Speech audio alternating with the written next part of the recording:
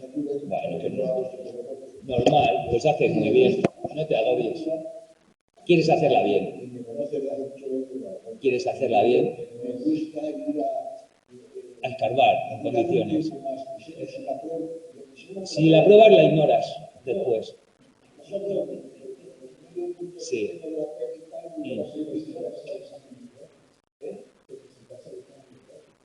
Ya, pero si tienes que dedicarte a otras cosas, mientras tanto a otras asignaturas, ya, pero no le vas a dedicar solo eso.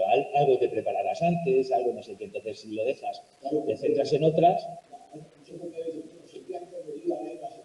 Claro. Eso es. Bueno, pues esto, el antagonista selectivo, el único que es solamente 2A, es la pimavanserina. Y este es nuevo este año. Entonces está bien para aquellas psicosis que no son primariamente por un déficit de dopamina, fundamentalmente, ¿no? No digo por un déficit, no por una alteración de la neurotransmisión dopaminérgica, porque hay un exceso de dopamina en la nigrostriada, sino que es más por una acción serotoninérgica, porque se les mueren en psicosis neuronas serotoninérgicas que impiden la buena regulación de la dopamina. Vale, entonces, por eso está aprobado en psicosis en Parkinson y última fase en psicosis en demencia, es decir, en aquellas que son neurodegenerativas, que no es precisamente en las vías dopaminérgicas, sino es por la influencia de la serotonina sobre las vías dopaminérgicas. Es nuevo en este. Es nuevo en este. Es nuevo en esta edición, que antes no se comentaba. Es decir, de todas maneras son medicamentos muy nuevos que están empezando. Date cuenta que lo que te pone tal aquí, o sea, hay muchos psiquiatras que no se han leído esto. Muchos. Sí, se ha descubierto no hace mucho las aplicaciones estas y desde en esta edición es cuando le mete. Hasta ahora, Stahl solamente hablaba de los clásicos y luego de los atípicos. Y dentro de los atípicos no te diferenciaba tanto el mecanismo. O sea, te lo explicaba, pero te los agrupaba todos, las donas, las pinas, las donas, los pits y el RIP. Además tiene una canción por ahí en la que The pins, the down, two pit and the RIP. Ponlo por ahí porque es muy gracioso. Sí, yo 3 años sí lo he puesto. Cuando te llamo más tiempo, 3 años sí lo he puesto. Entonces, esas las agrupabas. Ahora te diferencian bien los que son antagonistas dobles, serotoninérgicos y dopaminérgicos, son pinas y donas, y los que son agonistas parciales dobles, dopamina y 5-HT1A, ¿de acuerdo? Que son los PIP y el RIP. Esos son los fundamentales. Y luego está la pimavanserina, esta nueva fundamentalmente para aquellas psicosis derivadas de demencias, de Alzheimer y Parkinson, que no tienen una afección directa, sino indirecta, sobre las vías dopaminérgicas. Por eso, sin tener un efecto dopaminérgico, tiene un efecto antipsicótico. Cuando en realidad todos los antipsicóticos se caracterizaban por actuar sobre el D2. Todos, hasta este. Pero todos los demás actúan sobre el D2. Los primeros, los clásicos, fundamentalmente solo sobre el D2. Los atípicos, o sea, las pinas y las donas, con doble antagonismo. Y los PIP y el RIP con agonismo parcial. Y hablando del antagonismo D2, realmente son, o sea, si un fármaco para la psicosis es un antagonista de 2, pero en neuronas glutamatérgicas. En las GABA no, a ver. El que es antagonista en todo, en donde esté el receptor. Pero las GABA, ¿vale? si lo que pasa es que está bien porque inhibe, ¿no? Pero otra cosa es que las GABA expresen antagonistas, expresen D2. Pero sí, habrá algunos GABA que expresen D2. Por ejemplo, en la Cumbens hay muchas vías dopaminérgicas que acaban sobre GABAérgicas, con lo cual ahí probablemente el D2 esté ahí. Depende del circuito en el que sea, por eso es por lo que juegan. Fíjate, te dicen, por lo que se juega teóricamente. Date cuenta que la mayoría de estos medicamentos se descubren por ensayo o error. Si has leído ya, habrás visto. El que resulta que era un antituberculoso y resulta que la tuberculosis le daba igual, pero la gente estaba tuberculosa pero feliz. Y dices, mira, pues un antidepresivo. Entonces, todos así. Y una vez que ya ven que se usa para eso, empiezan a escarbar a ver qué leches puede estar, cuál es su mecanismo de acción a partir de ahí. ¿No? Empiezan a escarbar y empiezan a decir. Entonces, muchas veces es lo que yo comento del comodín del GABA, que cuando ves que resulta que en la vía microestriada aumenta la dopamina y en la otra, dices, pues porque en esta esa conexión la hace a través de una GABA. Entonces, por eso tiene el efecto contrario. ¿Vale? O sea, que se deduce a posteriori realmente, en la inmensa mayoría de los casos. Pero quédate con eso, con que los antipsicóticos, todos menos la pimavanserina, que es solamente para las psicosis, para las psicosis provocadas por neurodegeneraciones, por otras enfermedades neurodegenerativas, que ya te digo que no que fundamentalmente afectan a neuronas serotoninérgicas y no a las dopaminérgicas, sino por la influencia que tienen la serotonina sobre la dopamina, ¿de acuerdo? Quitando eso, todos los demás tienen antagonismo de 2 o agonismo de 2, en algunos, que sabes que el agonismo parcial es agonismo parcial, un antagonismo. El agonismo parcial es como un limitador de velocidad. Si tienes una vía en la que hay muy poca dopamina y tú la dopamina que puede tener, imagínate que esa vía puede tener hasta 10, de 0 a 10 cantidad de dopamina en esa vía, ¿vale? Entonces, si esa vía tiene 2 de dopamina y tú, porque está muy bajita, y tu agonista parcial lo que hace es ponerla en 5, en esa vía aumentará. Pero si hay otra vía en la que está en 11, cuando tendría que estar mucho más bajo, en esa vía le está reduciendo. Entonces, con una misma molécula estás regulando las dos porque le estás poniendo un limitador de velocidad. Y en la vía microestriada que necesitas que se aumente, lo aumenta porque estaba por debajo. Pero en la dopaminérgica, en la mesolímbica, que estaba exacerbado, pues entonces le estás frenando. ¿Entiendes? Ese es el efecto que tienen los PIP y el RIP, que son los que funcionan con agonismo parcial doble. ¿De acuerdo? Eso es lo fundamental para entendernos. Vamos a meternos en donde nos habíamos quedado. Fijaos que estábamos, yo creo que era la 82 o cosas así, no recuerdo. Que como nos hemos metido por aquí, que este es el 82, voy a poner la gafa. No, el 82 no. Es un poquito más adelante entonces.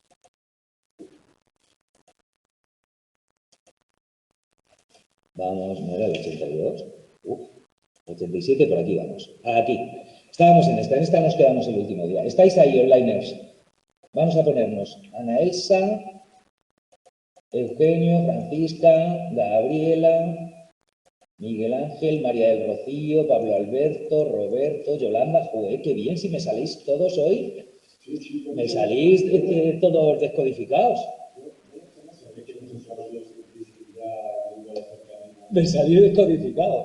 Sí. Bueno, venga, fijaos, quiero a ver si hoy le podemos dar el empujón clave al tema 7, que es quizá el tema más infierno de los que tenéis ahora mismo, que son un montonazo que han juntado en esta edición un montón de conceptos aquí en el tema 7. De hecho, luego veréis que los otros temas son muy pequeñitos comparados.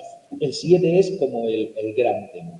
El gran tema que una vez que lo controléis, pues, y se puede controlar. ¿De acuerdo? Igual que hemos visto que los antipsicóticos eran así. Date cuenta que, fíjate, antipsicóticos que se empeñan en decir que no los llames antipsicóticos, porque sí, se descubrieron para la psicosis, pero hoy día se utilizan para otras cosas y veremos hoy que se utilizan fundamentalmente para otras muchas cosas. Como refuerzo en antidepresivos, en depresiones mayores y sobre todo en las bipolares. Son el mecanismo de primera elección. Ahora, cuando digo ahora es en esta edición. En la edición anterior no eran el mecanismo de primera elección. O sea que ya están viendo que se está ajustando mucho más, hay mucha más experiencia, hay mucha más investigación y ahora mismo todos esos que eran antipsicóticos atípicos, fundamentalmente los atípicos, ¿vale? Aquellos que eran antagonistas dobles serotoninérgicos y dopaminérgicos o agonistas parciales.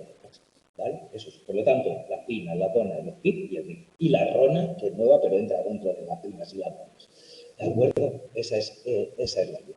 Entonces, fijaos, el otro día nos quedamos aquí. Vimos os enseñé estos antidepresivos, lo he tuneado un poquito más para que esté mejor, para que esté más acorde con lo que tenemos ahora mismo. Y básicamente, para meternos, recordar esto, básicamente, fijaos, sabemos que después de las hipótesis de que hay un déficit monoaminérgico, que no, que es un déficit, que es un problema del reflejo monoaminérgico, no, que es de agua más abajo del efecto platinal relacionado con la neurotransmisión dopaminérgica, que hace que al final haya también una pérdida neuronal por falta de factores de crecimiento, etcétera, etcétera, ¿no? El famoso BDNF, y que hacía que traer una apoptosis, que hay zonas del hipotálamo que se sabe, por ejemplo, que mueren neuronas en depresión y que eso además exacerba el eje HA, ¿no? El eje hipotálamo hipófisis glándulas suprarrenales, ¿no?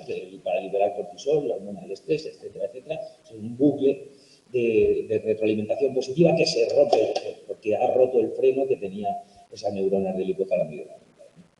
Entonces, juntando todo eso, sabemos que las principales, para la depresión mayor, los principales mecanismos son aquellos que actúan sobre los recaptadores de monaminas. Esos son los principales, porque bloqueando los recaptadores de monaminas se aumenta al final el tono monoaminérgico. Esa es la idea. Y aumentar el tono monoaminérgico tanto de serotonina como de noradrenalina como de dopamina tiene un efecto antidepresivo.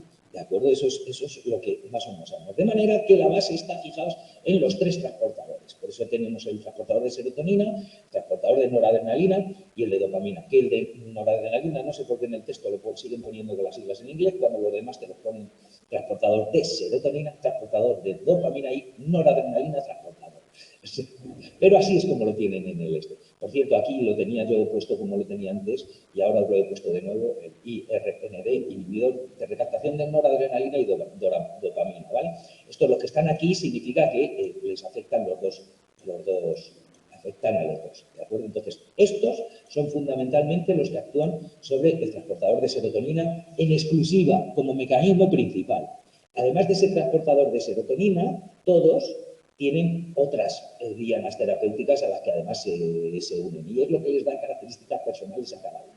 ¿De acuerdo? Dentro del principal grupo, que son los inhibidores selectivos de la recaptación de serotonina, los ISRS, el primero fue la fluoxetina, el Prozac, todos estos tienen como mecanismo principal y prácticamente único, es decir, los demás mecanismos siempre están a alguna distancia de él, el de la inhibición del transportador de serotonina. La fluoxetina fue el primero, además de esto tiene inhibición 2C, es decir, tienen inhibiciones también a esos otros antagonismos serotoninérgicos fundamentalmente. Para acordarnos de algunas claves que te hagan diferenciar unos de otros. La fluoxetina fue el primero, tienen efecto activador fundamentalmente, la sertralina también. La sertralina, fíjate, empieza por ese y es el que además, el primero que estudiamos que tiene acción sobre un receptor misterioso que llaman sigma. El receptor sigma, el enigma sigma que comentan de vez en cuando por ahí. No se sabe exactamente muy bien qué hace, pero se sabe que su acción sobre ese receptor tiene un efecto antidepresivo y parece que es fundamental en la efectividad que tiene, que muestra la sertralina, ¿no? Entonces, fíjate, la sertralina tiene sigma y empieza por ese, se salta la paroxetina y la fluvoxamina también tiene sigma, ¿de acuerdo?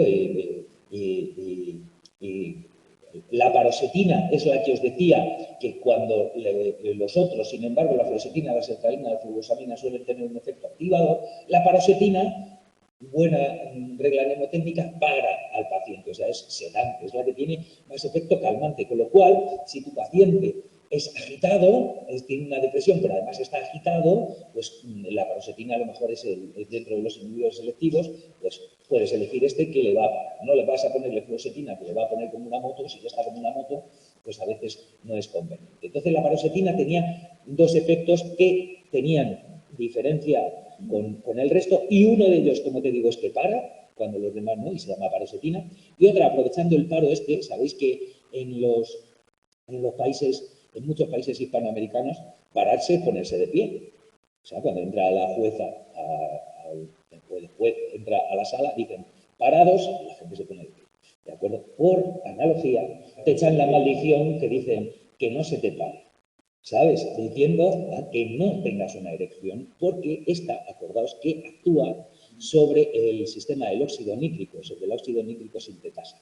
Inhibe el óxido nítrico sintetasa, con lo cual tiene un efecto secundario indeseable, que es la disfunción eréctil, fundamentalmente. Es la antiviagra que veíamos el otro día. ¿Te acuerdas? Eso es. Y luego están, fíjate, estos, el citalopram y el escitalopram, que son la quinta esencia, por así decir, de lo que es el inhibidor selectivo de la recaptación de serotonina. Fundamentalmente solo actúan sobre el recaptador de serotonina, sin actuar sobre otras dianas terapéuticas. La cuestión es que el escitalopram, como veis que tiene el nombre relacionado, es la evolución del citalopram, porque el citalopram, digamos que es una molécula que tiene dos formas, es racémica, se dice, tiene dos isoformas, dos enantiómeros. Uno que es S y otro que es R. El R no tiene efecto, no actúa bien sobre el recaptador, no bloquea bien el recaptador, entonces el R estropea un poco la acción del enantiomer S. Y el citalopram tiene datos. Además, el R también tenía asociado una acción sobre el H1 de histamina, con lo cual también podía provocar algo de sedación. La cuestión es que, además del citalopram, sacaron el escitalopram, que es fabricando citalopram, quitando los enantiómeros R, se quedan solamente con ese. ¿De acuerdo? Que es el escitalopram, que viene de ese citalopram. Es lo que vendrá escitalopram.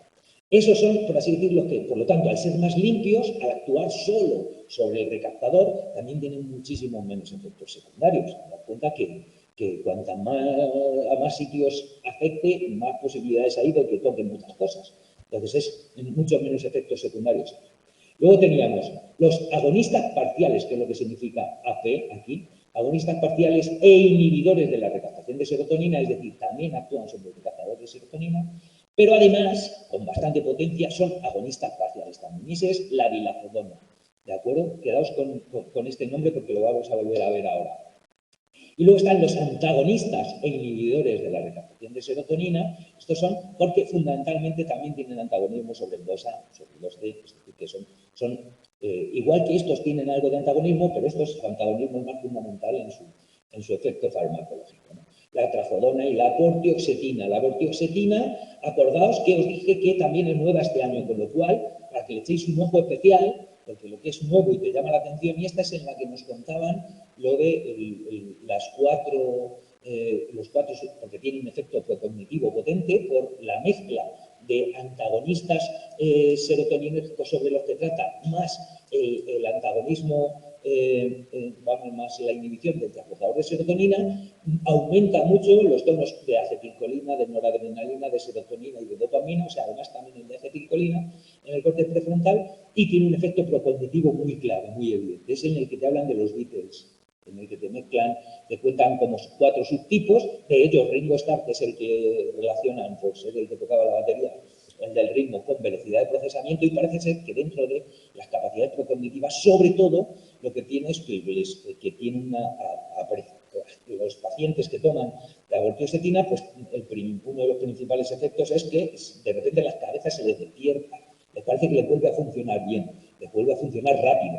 Y eso te da mucha esperanza, porque una de las cosas importantes es que cuando tú tratas con un paciente, o bien confía mucho en ti y puede aguantar, como veis, porque sabemos que tiene un efecto demorado, el efecto de la recaptación, de la inhibición del recaptador, para que al final llegue a tener un efecto antidepresivo, pasan 2 o 3 semanas.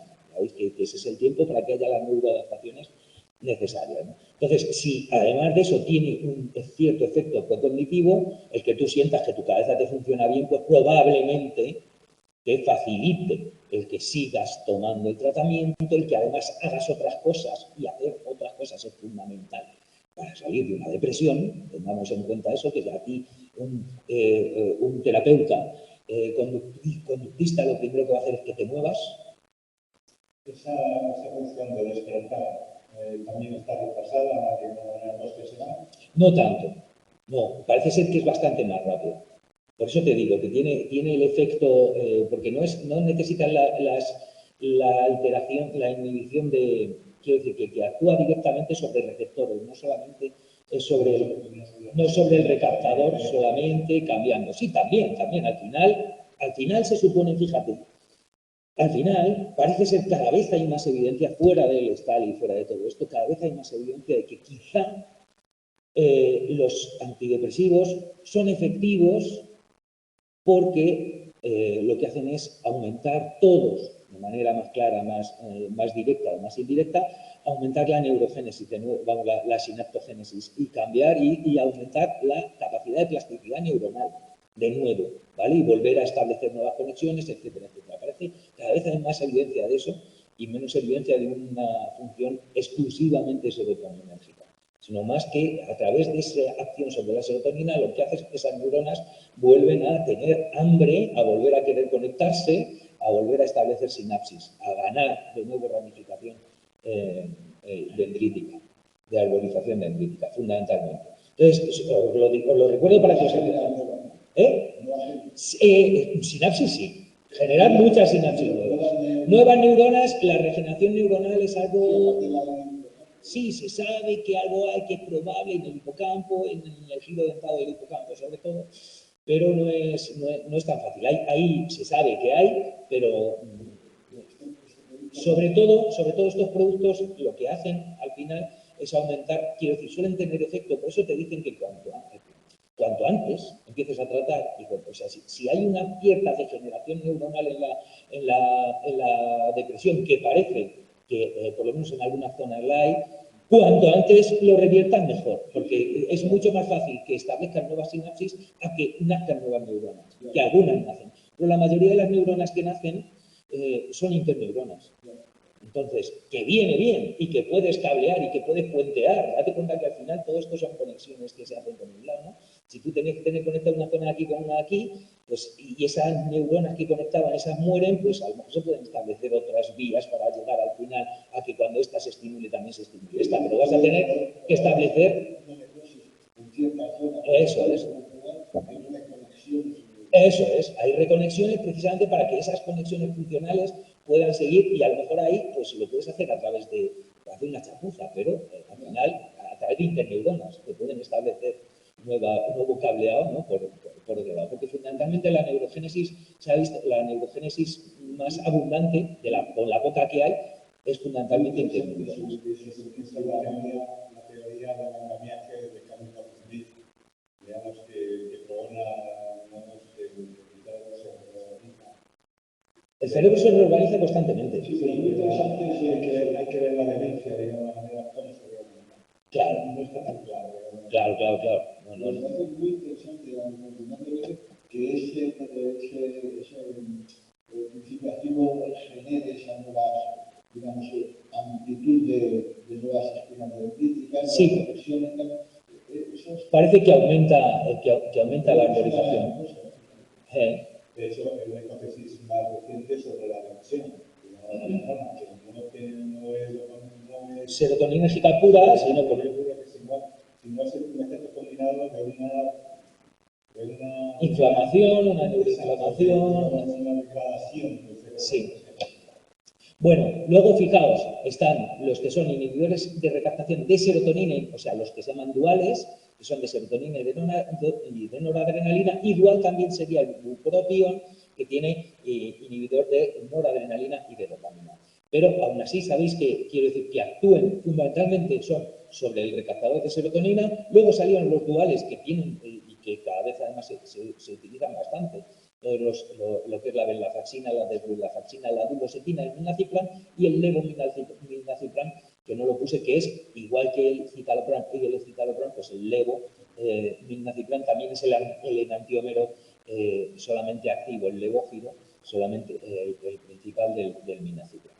¿De acuerdo? Entonces, fijaos, recordemos que los aumentos, es decir, el bloqueo que se tiene que provocar del recaptador de dopamina tiene que ser un bloqueo lento, un bloqueo que aumente poquito a poco y no tiene que ser un bloqueo brusco que provoque un aumento brusco de dopamina, porque eso es lo que hace la cocaína y las anfetaminas y eso es algo que engancha mucho. Entonces, para evitar precisamente ese enganche, los medicamentos que actúen sobre la dopamina, sobre el transportador de dopamina, tienen que tener un efecto más lento y bastante medido, no pasar del 50%, es decir, que no aumente. Ahí, por eso solamente está el bupropión, ¿de acuerdo? En el que tiene un efecto doble sobre noradrenalina y dopamina.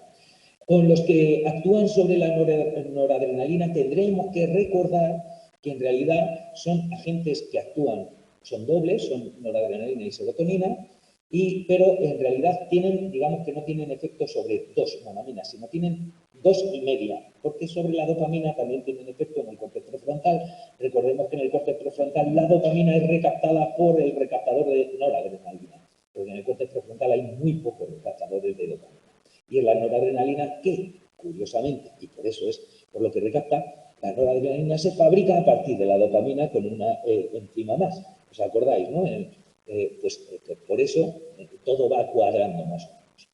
Entonces, tienen un efecto, por lo tanto, de aumentar el tono serotoninérgico y noradrenérgico en todo tu encéfalo y en el córtex prefrontal, además, el tono adrenérgico. Lo que interesa para los síntomas negativos de la esquizofrenia, que tienen un embotamiento mental en la vía mesocortical, ¿no? Por defecto de dopamina, y de aumentar la dopamina, por lo tanto, en la vía, aquí tiene también un efecto procognitivo claro, de la atención, etcétera, etcétera. Todas las capacidades, las funciones ejecutivas necesitan dopamina. Entonces, aumentar ahí la dopamina viene bien para esto. Y además, recordad que hay todo un sistema de anulación de señal de dolor que es noradrenérgico. Con lo cual, estos, uno de los principales efectos que tienen es que son analgésicos, provocan analgesia. Lo que es muy interesante, puesto que el dolor físico cada vez está más establecido como también bastante habitual en depresión, que antes se creía que solamente era un dolor psicológico, por así decirlo, un dolor psicógeno, sin una base física. Ahora parece que no, que también ese dolor, y fijaos, en muchos de los casos se trataban y se ignoraba ese síntoma. Y que, sin embargo, cuando mantienes esas dificultades, eso también te hace que tu vida, una vez que te has recuperado supuestamente de la depresión, si luego estás hecho una mierda y tienes dolores físicos y no sé qué, es mucho más fácil que recaigas. O sea, que por eso es por lo que está él cuando habla de tratar los 12 de los 9 síntomas que tiene la depresión, porque hay que intentar remitirle que la persona se sienta bien para no volver a tener una remisión, puesto que las remisiones cada vez hacen que sea más complicada tratar también la depresión. Entonces, tanto la venlafaxina como la desvenlafaxina, la duloxetina, el milnacipran y el levonormazepam tienen un efecto analgésico por actuar sobre la vía noradrenérgica. Y fijaos, están ordenadas, para que lo sepáis, que ya os lo comenté el otro día, pero están ordenadas de manera que todos actúan sobre los dos recaptadores, pero la venlafaxina actúa más sobre el de serotonina que del de noradrenalina. La desvenlafaxina un poquito más, más cerca está la noradrenalina de la serotonina, siendo mayor la inhibición del de serotonina. En la duloxetina ya están a la par, ¿de acuerdo? Y en el milnacipran es más noradrenérgico que serotonina. Están así, por lo tanto, ¿de acuerdo? Van subiendo la noradrenalina y bajando la serotonina de la venlafaxina al milnacipran. Así es como va. El bupropión, como os digo, tiene ese efecto. Entonces, fijaos, combinar, por ejemplo, ante depresiones resistentes o lo que sea, que veremos ahora qué tratamientos hay para las depresiones resistentes, pues combinar un inhibidor de la recaptación de serotonina con bupropión, al final estás, por ejemplo, actuando sobre los tres sistemas monoamilérgicos. Estás actuando sobre la dopamina, sobre la serotonina y sobre la dopamina. Aunque ya os digo que actuando solamente con la venlafaxina y sus primos tienes 2 efectos y medio, si añades el bupropión a cualquiera de estos, pues puedes tener tanto los ISRS o los IRSN, que son los que se suelen utilizar en las de refuerzo. Luego están como otros medicamentos que también tienen un efecto antidepresivo claro, ¿vale? Están la agomelatina, la mirnazapina y los esteroides neuroactivos. Acordaos, los esteroides neuroactivos no nos los mencionaba muy de soslayo en la anterior edición, con lo cual también es importante que tengáis en cuenta. Recordemos que los esteroides neuroactivos sobre todo te los mencionan para tratar el tema de la depresión postparto, puesto que tienes una bajada de esteroides, de neuroesteroides al parir brutal. Y parece ser que en las mujeres susceptibles, infundiéndoles durante 60 horas el esteroide neuroactivo, evitas que tenga un brote de depresión mayor postparto. Esa es la idea fundamental. Y fijaos que estos esteroides neuroactivos son los que actúan sobre el sistema GABA. Y hemos dado la farmacología del GABA, cómo se sintetiza a partir del glutamato, cómo se degrada, cuáles son sus principales receptores. Recordad que los receptores sobre los que actúan todos los medicamentos que estamos tomando aquí dentro del sistema GABAérgico van a ser sobre los GABA-A, ¿vale? Que es un canal de cloro, acordaos, por lo tanto es inhibitorio, y sobre esos GABA-A, acordaos que hay distintos subtipos de GABA-A, hay unos que son extrasinápticos y que mantienen, de alguna manera, el tono global GABAérgico. O sea, hay en el líquido cefalorraquídeo, en sangre, pasando la barrera hematoencefálica, y en el líquido encefalorraquídeo hay una cierta cantidad de GABA que actúa sobre los receptores extrasinápticos, los que no están en la sinapsis de GABA, como son el GABA-A, sobre el que actúan los esteroides neuroactivos, y regulan, por así decir, la actividad global, el tono GABAérgico general. O sea, si esto... No, receptor extrasináptico. Un receptor de GABA, los receptores GABA-A, no recaptadores, sino los receptores. Son receptores que son extrasinápticos, no están en la sinapsis. No dependen. Esto es lo GABA-A sobre lo que actúan los esteroides. No es que sean somatodendríticos, sí, pueden ser somatodendríticos, pero sobre todo están, quiero decir, que no están en la sinapsis, que pueden estar por fuera, de manera que estarán recibiendo o sea, que no reciben el mensaje concreto de una neurona, sino el ruido global. ¿Vale? Imagínate, en esta conversación tú me puedes escuchar lo que estoy hablando, pero además de esto hay como una cantidad de ruido ambiente que está envolviendo, ¿no? Pues ese ruido ambiente de GABA es el que captan los extrasinápticos, que lo que hace es mantener, por así decir, igual que tu fibra muscular cuando está relajada en realidad tiene una cierta contracción, que es el tono, el GABA y las neuronas GABAérgicas igual, tienen una intención de actividad, por así decir, que está regulada por esa cantidad de GABA que hay en el líquido cefalorraquídeo y tal. Y se sabe, porque es lo que te comentan en el texto, fijaos, cuando os hablan de los esteroides neuroactivos, a ver si veía yo, por aquí están los esteroides neuroactivos, fíjate, te está diciendo, en la página 322, te dicen, los niveles de GABA se reducen en el plasma, el líquido cefalorraquídeo y el cerebro de los pacientes deprimidos. En interneuronas GABA se encuentran reducidos...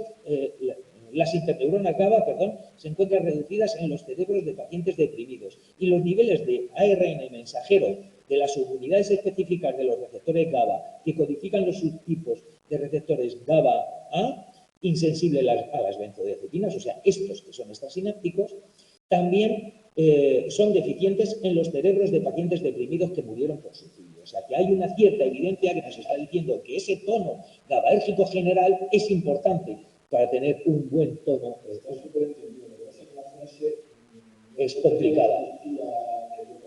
Es complicada, pero lo entendemos, ¿no? Que al final es eso, que el tono GABAérgico general también es importante. Y es ahí sobre el GABAérgico general sobre el que actúan los esteroides, los neuroesteroides, ¿de acuerdo? O los esteroides neuroactivos.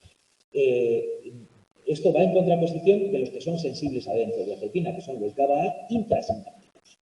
¿De acuerdo?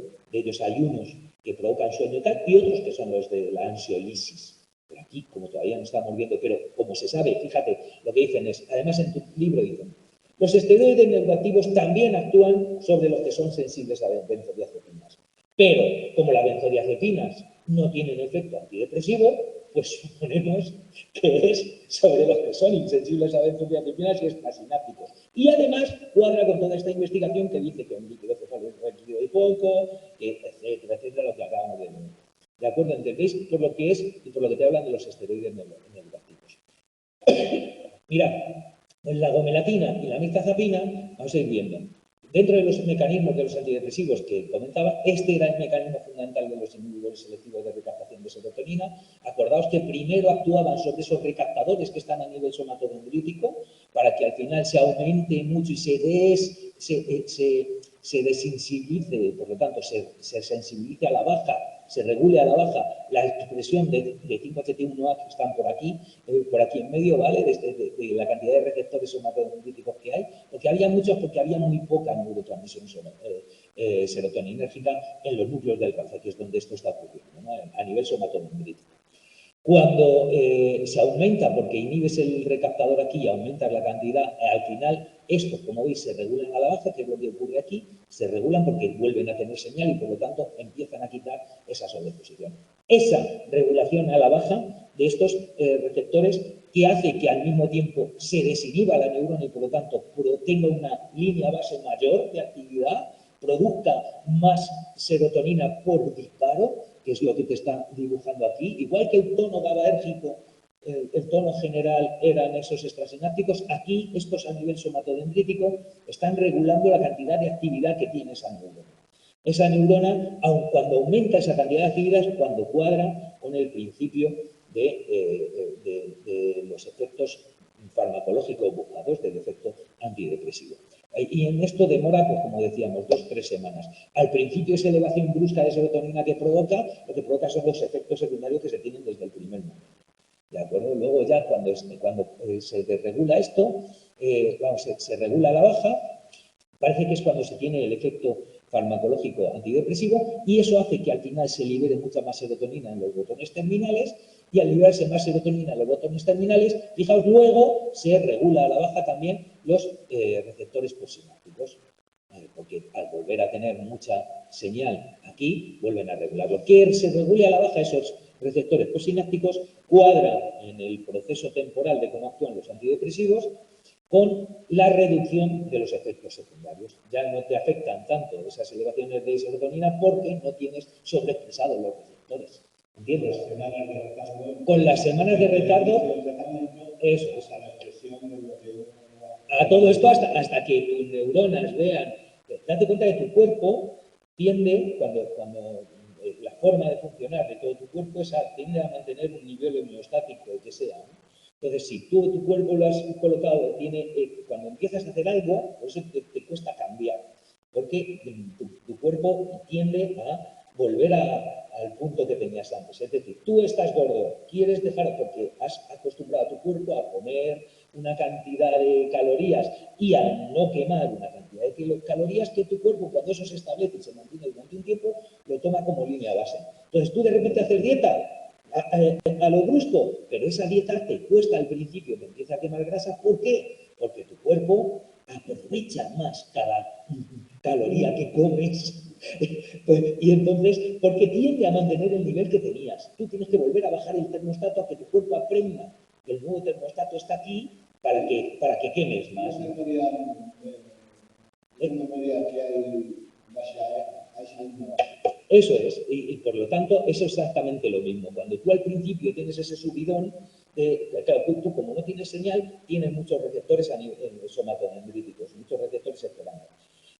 Cuando de repente te suben un montón la señal, ostras, tú aquí tienes un montón de ruido que antes no tenías y tienes que empezar a quitarlo. En ese proceso es donde tardas 2 o 3 semanas en que el cuerpo deduzca que eso no es algo que ha ocurrido puntualmente, sino que ocurre de nuevo y como va a estar siempre, voy a tener que quitar señal.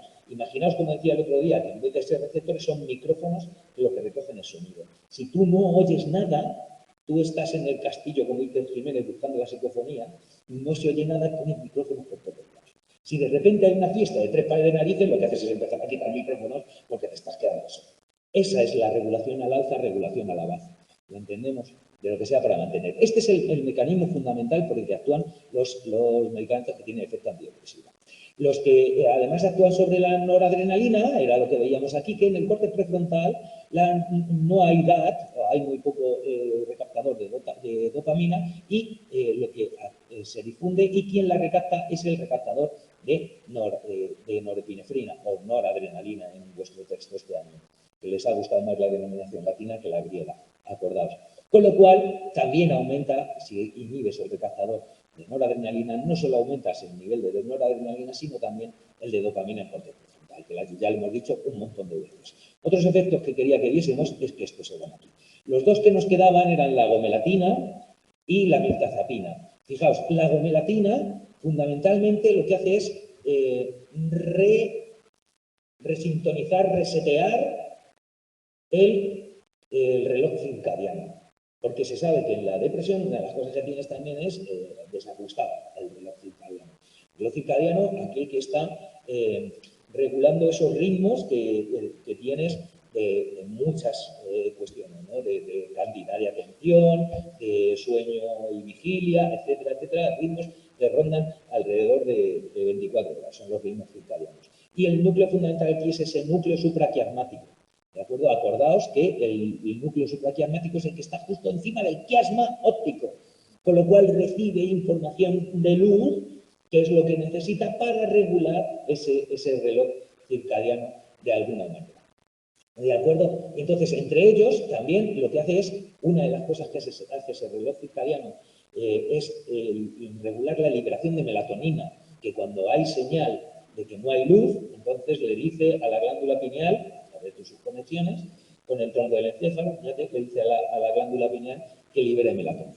Con lo cual, la melatonina de Mercadona, además, es la que libera también tu médula espinal. Y eso ayuda también a dormir y a volver a regular. Estos son medicamentos que no estarían, por ejemplo, el jet lag lo que provoca es esto, una alteración de los ritmos circadianos. Porque tu cuerpo de repente ha pasado en 10 minutos, se ha comido 20 usos horarios. Entonces, de repente se lo ha desconectado, todo se lo ha desconectado. Igual que tu reloj de aquí, cuando te vas a un país que esté lo suficientemente lejos como para tener otros usos horarios, tu reloj hay que recolocarlo, el reloj circadiano también hay que recolocarlo. Esa es la idea. Y además, fíjate, la gomelatina, además de actuar fundamentalmente sobre los receptores de melatonina, ayudando, por lo tanto, a regular ese reloj circadiano, también aumenta, como veis, porque tiene un potente efecto de 5-HT, inhibición de 5-HT2G, al final aumenta, como veis, dopamina y noradrenalina en el córtex prefrontal, la liberación de dopamina y de noradrenalina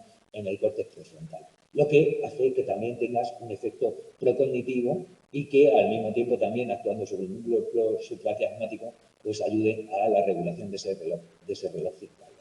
Eso era la gomelatina. Y el otro es la mirtazapina, que aquí lo que simplemente os estoy poniendo que tiene una relación clara entre la serotonina y la dopamina. Bueno, en este caso la noradrenalina. La serotonina y la noradrenalina. La cuestión es que la mirtazapina, fijaos, lo que hace al final es aumentar, por una inhibición, la mirtazapina lo que es fundamentalmente es inhibidor alfa-2. ¿De acuerdo? Esa inhibición alfa-2 lo que hace al final es aumentar la cantidad de noradrenalina y de serotonina en el córtex prefrontal, lo que tiene claros efectos procognitivos y al mismo tiempo también,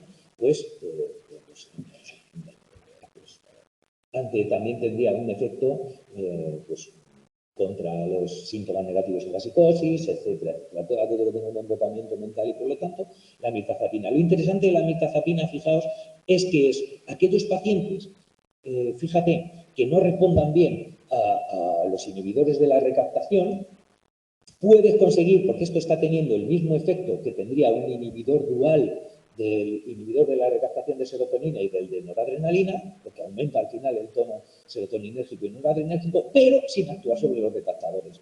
Entonces, hay algunos pacientes que no funcionan bien los medicamentos que van a hacer los recaptadores, porque a lo mejor ellos de por sí tienen un recaptador que no es el idóneo, no es funcional, tienen una alteración genética en la proteína que utiliza, que es su recaptador, o lo que sea. ¿De acuerdo? Tienen un subtipo de recaptador que no es susceptible de ello. Para ellos, esto. Y si no, también como refuerzo por otra vía. ¿De acuerdo? Porque al final tienes el mismo efecto. Lo interesante de la mirtazapina es que actuando solamente sobre el alfa-2, al final lo que tienes es decir, sobre un receptor concreto, no sobre varios, este receptor y algunos serotoninérgicos, pero vamos, no sobre los inhibidores de recaptación, también tienen un efecto antidepresivo. Y por otro mecanismo. Otro sobre los que utiliza y que también actúa la mirtazapina sobre ellos es sobre el 5-HT3. Y este 5-HT3, fíjate, el 5-HT3 que se expresa en neuronas GABAérgicas, como viene aquí, al final lo que hace es, al inhibir el 5-HT3, que también es el que uno de los principales mecanismos que utiliza el primperan, porque también regula en los centros de regulación del vómito a través de los receptores 5-HT3, el primperan, que es todo el que ha tenido niños, tú no has tenido niños. Eso es. Todo el que ha tenido niños sabe que los niños vomitan. Y el primperan fue un inventazo para evitar los vómitos de los bebés, de los niños. Entonces, fíjate, además de ese efecto que tiene el primperan, en el sistema nervioso central lo que hace es aumentar la cantidad de noradrenalina, o norepinefrina, y también de acetilcolina. Ya sabéis que el tono colinérgico es importante como factor procognitivo, puesto que hay muchos circuitos de acetilcolina que están detrás de las capacidades cognitivas. Entonces, fíjate, también tiene un efecto procognitivo esta mirtazapina. Quería que viésemos todo esto para ver. Luego están, como veíamos aquí, mirad, estamos ¿en cuál estamos? ¿En la 94? Pues ¿en cuál estamos? ¿En la 90 o en la 80? Uf, fíjate, pues mucho más. También tenían unas vidas muy tranquilos. De otra manera. Muy tranquilos los que vivían tranquilos. que vivían bien, los que vivían bien, vivían muy tranquilos. Es una broma porque seguramente unos 50 años, Sí. nietos o nietas, Eso es. Bueno, fijaos, hemos visto los mecanismos principales. Luego están los mecanismos de segunda línea, los tricíclicos. Lo siguiente que comentan en el tema 7 es las estrategias de refuerzo, y después te comentan los mecanismos de segunda línea. Yo, como os había metido de aquí los tricíclicos y los IMAOs como mecanismos de segunda línea, pues en estos... joder, se me pone siempre desde la 1, 94. Ponte.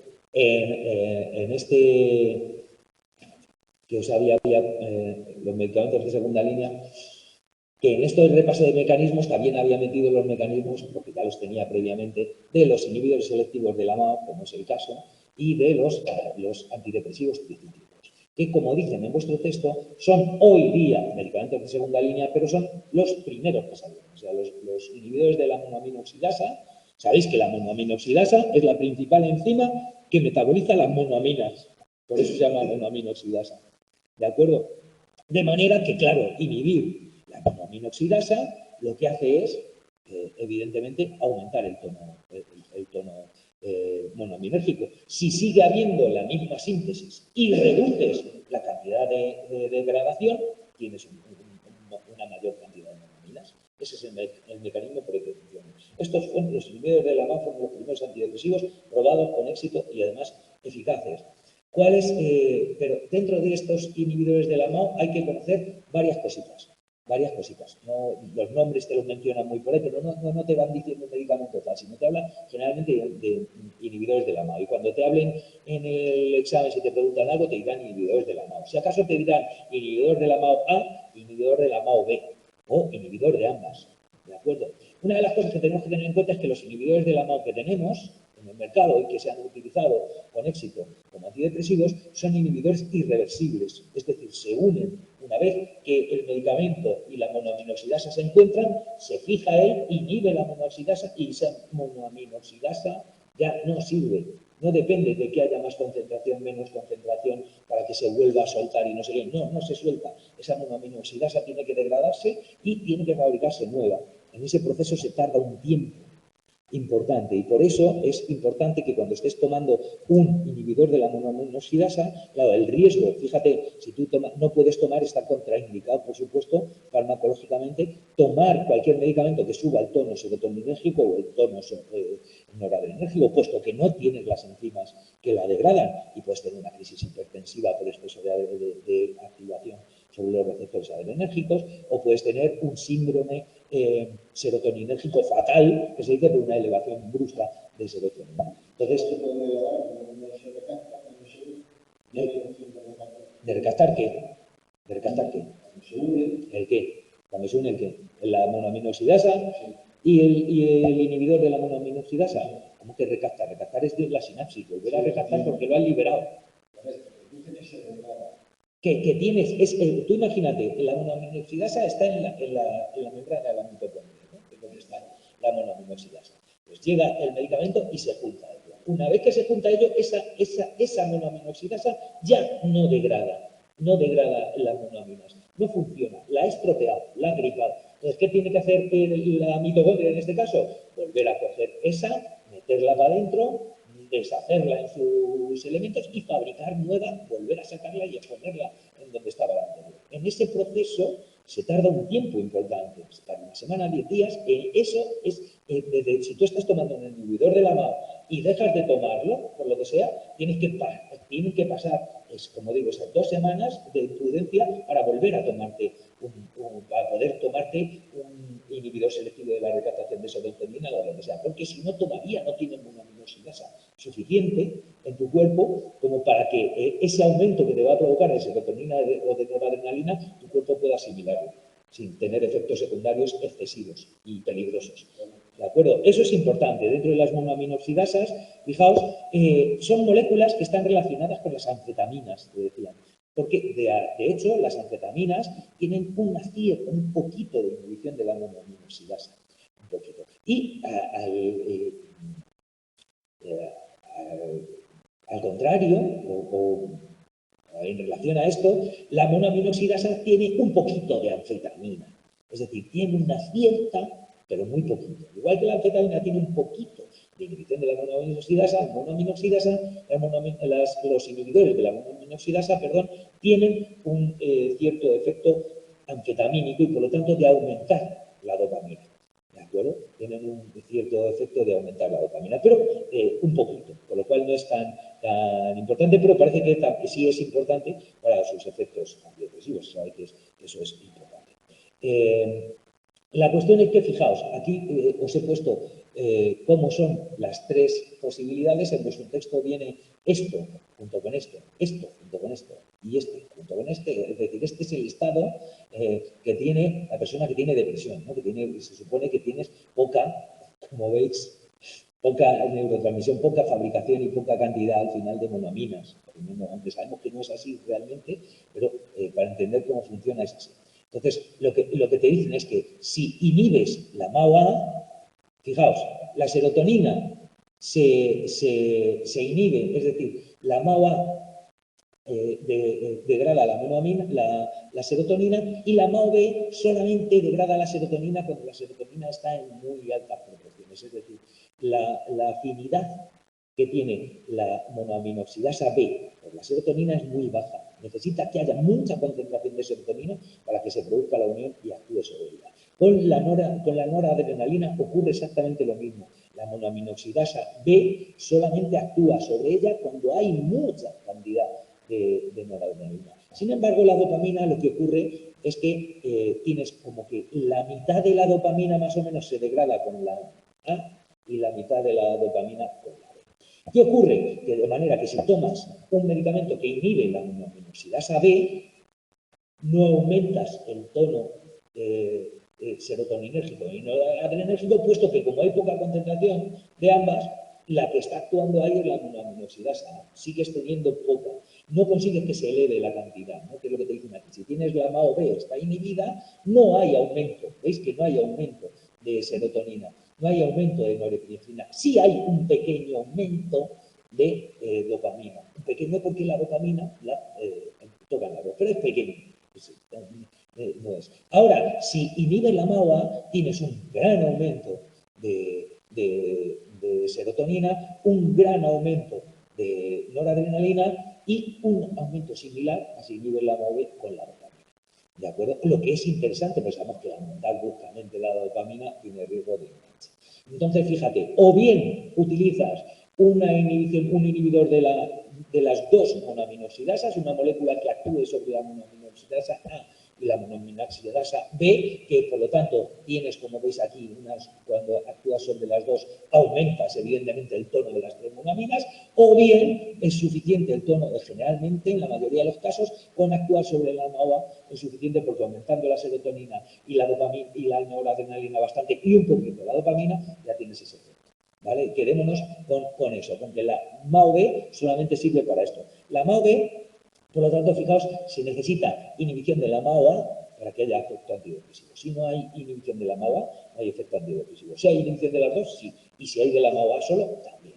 ¿De acuerdo? Eso es. Ahora bien, ¿cuál es el problema de la monoaminoxidasa? Precisamente, además, con esa unión irreversible que ocurre. Pues el problema es que uno de los más comentados y de los que se suele y de los que tiene más fama y de los que suele complicar, pero parece que no es tan complicado, es el que exige una cierta restricción en la dieta, puesto que hay determinados alimentos que aumentan la tiramina. Y la tiramina se aumenta también con los... la tiramina lo que hace es aumentar la cantidad de noradrenalina. Tiramina. La tiramina, o sea, fundamentalmente te dicen el queso, te quitan el queso, no puedes comer queso, no puedes comer el vino, tampoco beber vino, vamos, comer vino no es habitual, beber vino, y bueno, también encurtidos, es decir, determinadas cosas que se sabe que aumentan la tiramina, y la tiramina tiene el efecto de aumentar la noradrenalina. Claro, si tú aumentas la noradrenalina y no tienes la enzima que degrada, tu cuerpo no asume bien ese aumento de noradrenalina, puedes tener una crisis hipertensiva, ¿de acuerdo? Y arritmias, etcétera, etcétera. Entonces, te lo evitas con esa restricción calórica. Parece ser que no es tan importante esta como las interacciones farmacológicas ¿de acuerdo? Que tienen precisamente por eso. ¿Cuáles son las principales interacciones farmacológicas? Fíjate, están contraindicados con la monoaminoxidasa, con los inhibidores de la monoaminoxidasa están contraindicados tomar cualquier medicamento que aumente el tono serotoninérgico o que aumente el tono noradrenérgico. Eso es. Entonces, ni los inhibidores selectivos de la recaptación de serotonina, ni los inhibidores selectivos de la recaptación de noradrenalina, nada por el estilo, ¿de acuerdo? Nada que aumente fundamentalmente esos dos. Cuando en tu texto dice ningún medicamento con efecto simpático-mimético, se refiere a eso, simpático-mimético, acordaos, el tono dentro del sistema nervioso autónomo hay una rama simpática y una rama parasimpática, ¿sí o no? Simpático-mimético significa que mimetiza, imita de alguna manera el efecto de activación simpática. ¿Vale? Y de las dos ramas, el parasimpático es el sistema de para, descansa y recupera. Y el simpático es actúa, muévete, lucha, corre, haz lo que sea, ¿no? Cuando tienes ese subidón de adrenalina, porque tienes una hiperactivación simpática ante una situación de riesgo, de peligro, te pones como una moto. Ese ponerte como una moto es una activación simpática. ¿Y qué cuadra con eso? Cuando tú te pones como una moto, que dices, se me ha salido la adrenalina por todos lados, no tienes ese subidón adrenálgico. Entonces, simpático-mimético significa que tengas elevación, que sea un medicamento que provoque elevación de la noradrenalina. Eso es, lo digo porque en vuestro texto hablan de simpático-miméticos aquí, en algo. Eso con los inhibidores de la MAO. Fijaos, los tricíclicos, voy a ir un poquito rápido, si no, no nos da tiempo, que como hemos empezado media hora más tarde al final con esto, hoy estamos atascados. Y si no, hoy llegaremos a donde llegaremos aquí y el próximo día acabamos con esto y también con los antidepresivos, que nos los comemos en nada, los antidepresivos. ¿De acuerdo? Los antidepresivos, los ansiolíticos, los trastornos de ansiedad. Fijaos, los antidepresivos tricíclicos, los ACC. Los tricíclicos se llaman tricíclicos porque tenían una composición química con 3 anillos. Ya está, ¿vale? Y como vieron que otros tenían un efecto antipsicótico, pues probaron estas moléculas como antipsicóticos y vieron que no funcionaban como antipsicóticos, pero la gente estaba muy contenta con su estado de ánimo y dijeron, mira, son antidepresivos, como siempre. Volvemos a lo mismo, con esas serendipias que se lo encuentran por ahí.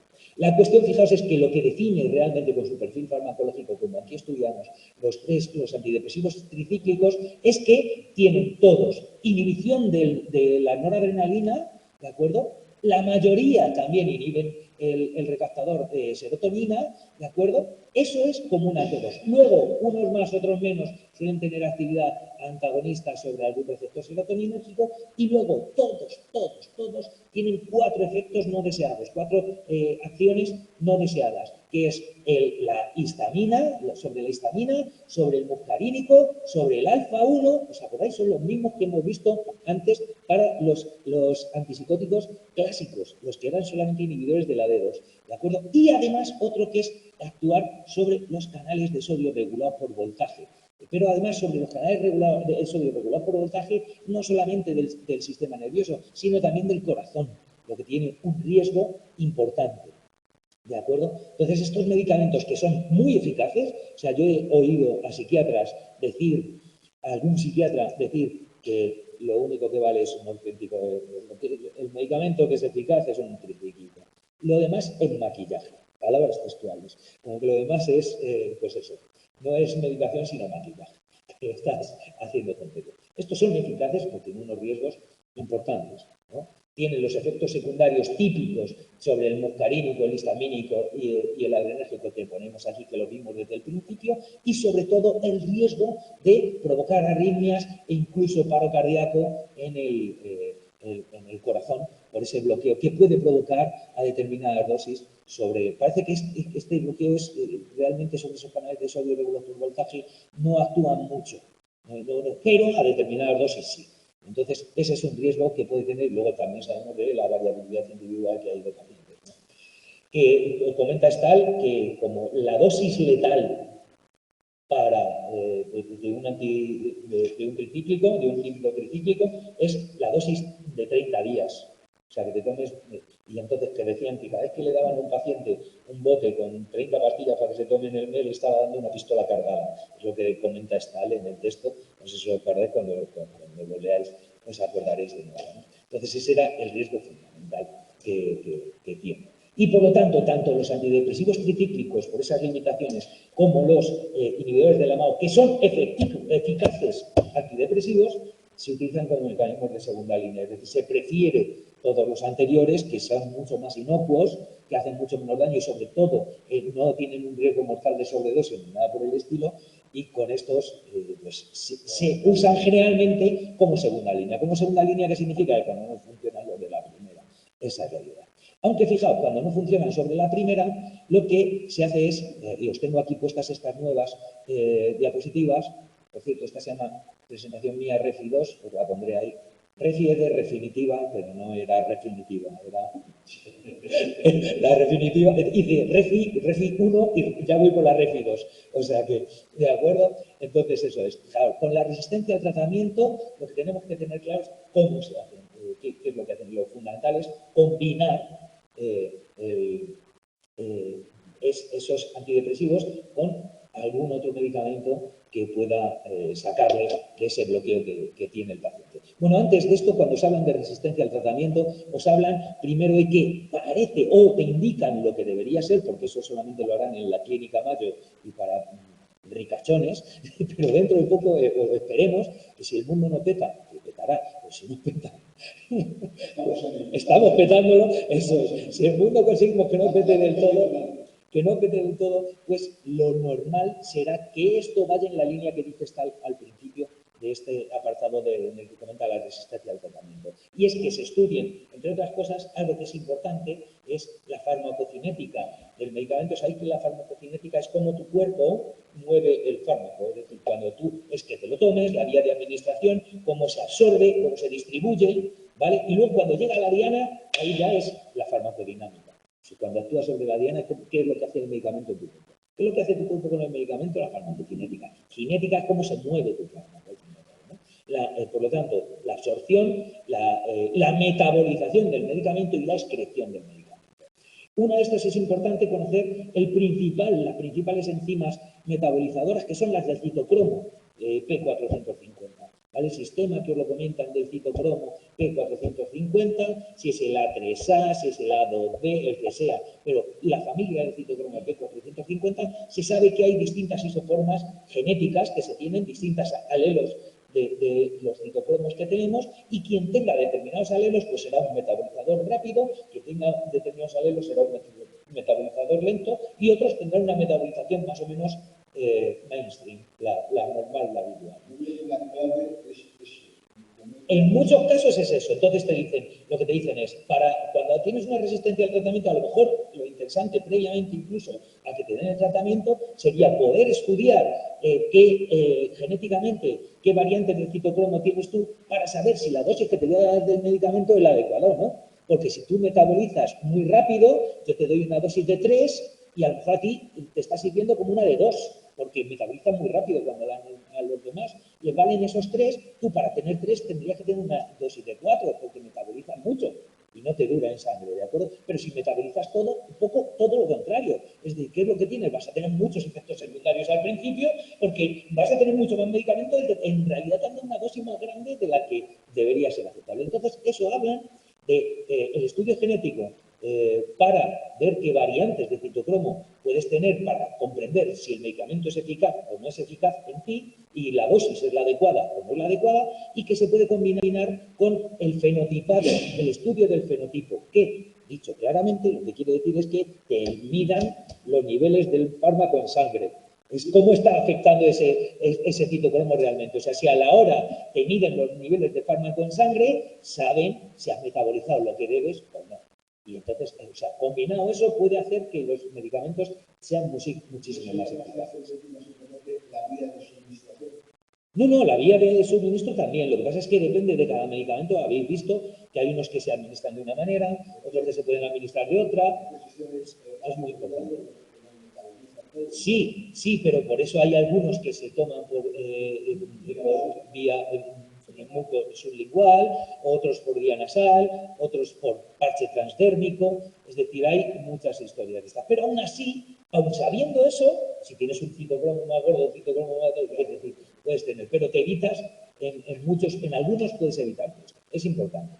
Con resistencia al tratamiento, por lo tanto, que es lo que queríamos ver aquí, teníamos fundamentalmente, fíjate, reforzarlo con antagonistas, antagonistas o agonistas de serotonina y dopamina, es decir, lo que eran los antipsicóticos atípicos, la aspina, las donas, la rona, los PIP y el RIP, porque los agonistas son el PIP y el RIP, porque son agonistas parciales en realidad.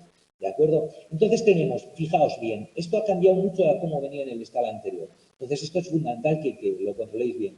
Olanzapina y fluoxetina es una mezcla, fíjate que generalmente incluso la olanzapina es una de las pinas, por lo tanto un antipsicótico. La fluoxetina es un inhibidor de la recaptación de serotonina, ¿no? El primero, el Prozac.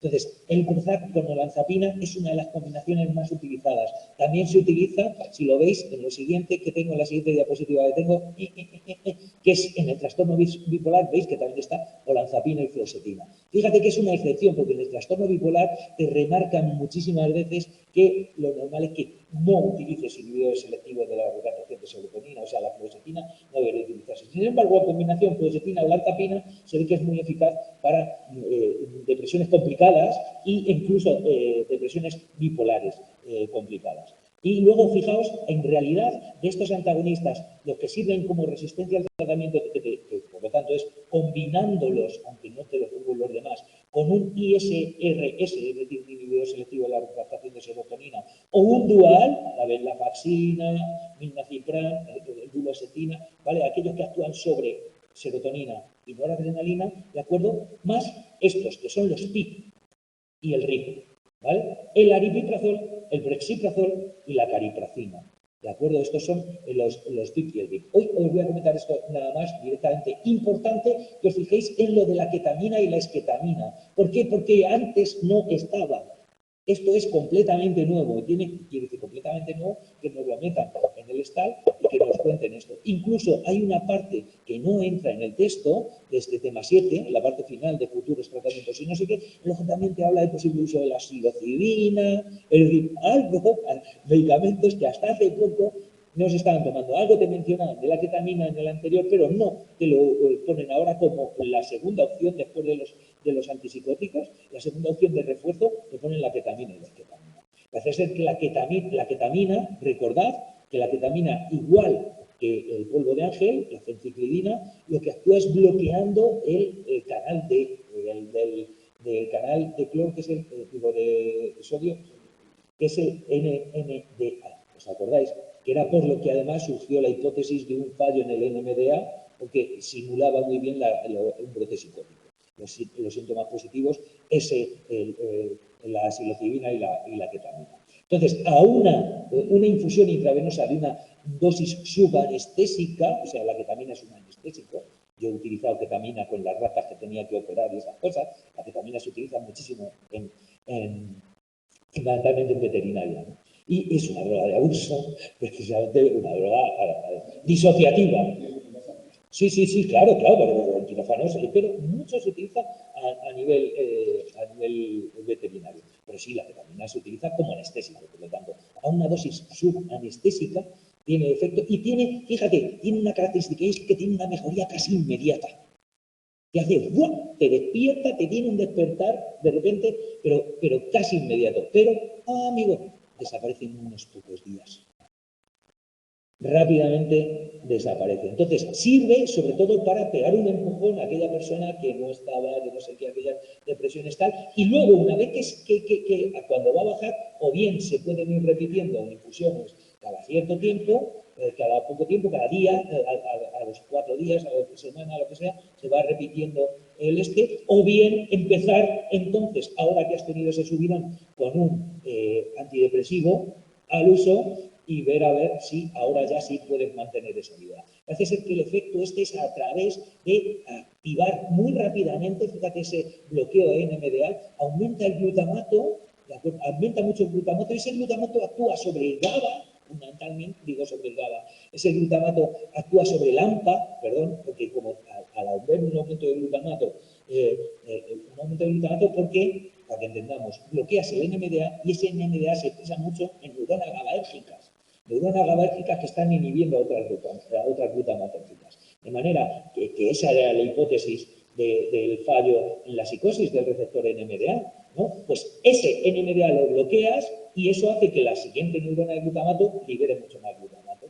Esa cantidad de activación de glutamato, como no va a actuar sobre los GABA, sino que actúa sobre los AMPA, parece ser que al actuar sobre los AMPA de esa manera tan brusca, eso provoca unas encascadas enzimáticas internas de la molécula, como de esos sistemas de segundo mensajero, aunque el AMPA es un receptor ionotrópico, esa hiperactivación de AMPA parece que provoca cambios en varias vías de segundo mensajero. Entonces te mencionan la ERK, AKT, mTOR, ¿no? No sé si lo he puesto, no lo he puesto aquí, porque era mucho rollo. Que tampoco tendréis que llegar a saberos exactamente esa vía, porque tampoco se ha vuelto a dar, simplemente os lo menciono.